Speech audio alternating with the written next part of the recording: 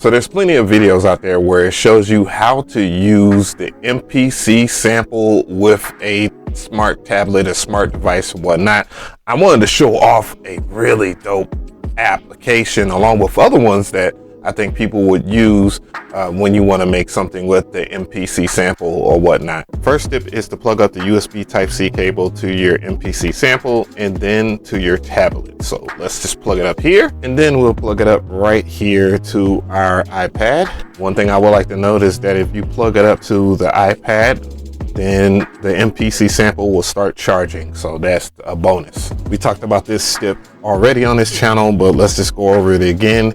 If you want to access any of your MIDI clocking or your MIDI configurations, you would press and hold shift and hit pad number 8, and then you can set it up. So I have the MIDI ports set up to USB, so it will take any clock from USB. So if I wanted to power the MPC's clock to whatever app that I choose, then it will work the best doing USB unless otherwise. The other thing, you can set up your MIDI sync out or your MIDI sync in this exact same screen.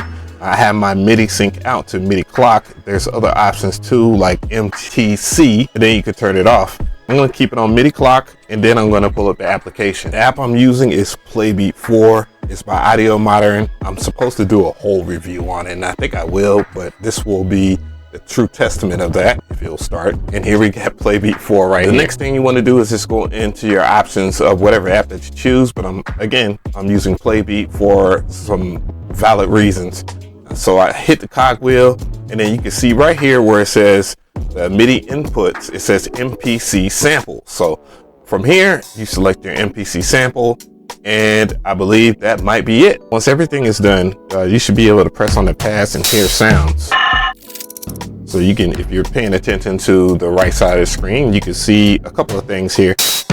It is playing the sounds, and this pad right here will play the whole entire sequence. Now you can do other things, such as going back into your options inside of your app of choice, and if it's a good app like playbeat 4, then you'll be able to control other things. For an example here, I have a list of options that I can choose from.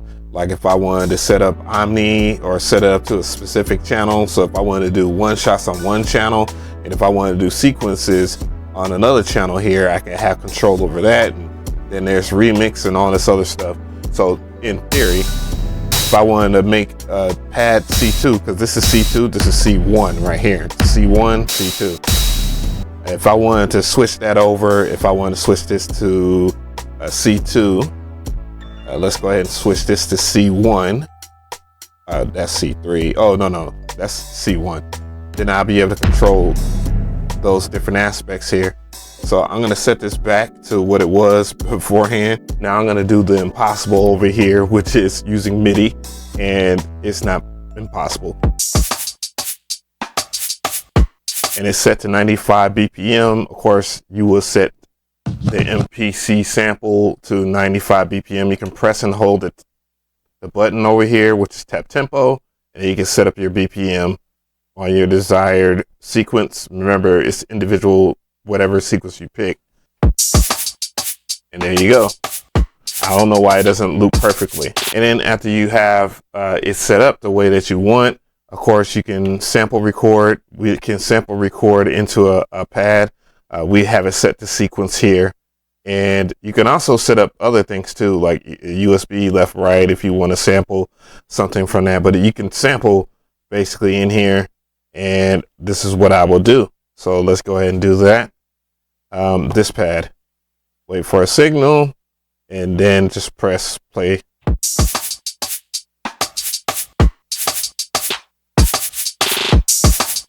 And now it is here inside of your project. Now I'll just add whatever else. All right, let's go ahead and record that in.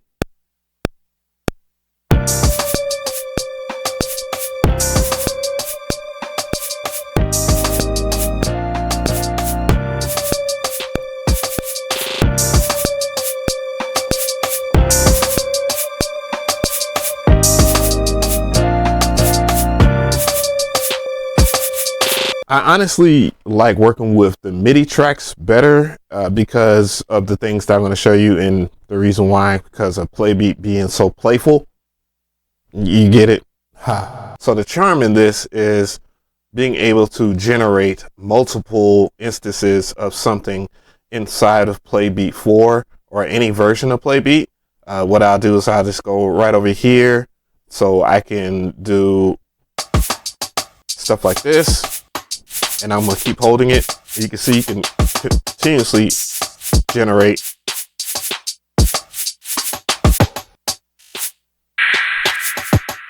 So in my MIDI settings, I have everything mapped to a certain C note, like C3, and that is related to pad bank B. So press and hold shift, go to pad bank A. Matter of fact, I'll go right back to pad bank B, and then I'll make sure I highlight that. What I'll do here is just go into pad bank A, and then I'll press shift and copy.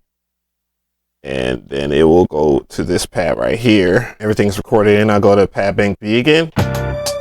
And you can just keep on messing with this.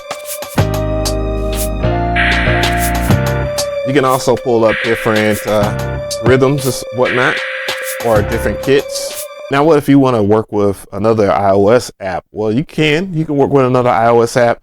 And if you wanted to do one shots or play something chromatically, you can do that as well. So the first thing I'll do is I'll just go over here to MIDI port. I'll just change it to external.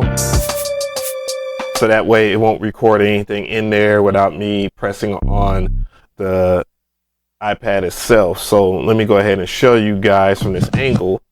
So I record stuff in this way. You want to use sample record and record what you have coming into the MPC. So timing is going to be tight. It's going to be a little hard to do. From there, you just record stuff in. So we'll record into this pad, and you can record at any time. It says waiting for loop.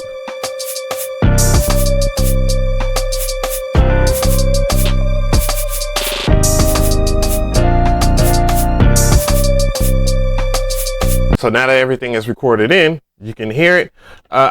Sometimes I turn on loop, so it will just loop. And that's kind of how you would want to record with audio. But in this instance here, I just sequence record it in. And if you don't get the timing right, you can always start all over again. I will erase all those events over here, and then get the timing correct. So sequence record.